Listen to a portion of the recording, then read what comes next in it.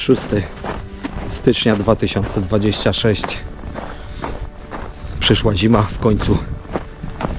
Bardzo fajne mrozy. Śniegu napadało.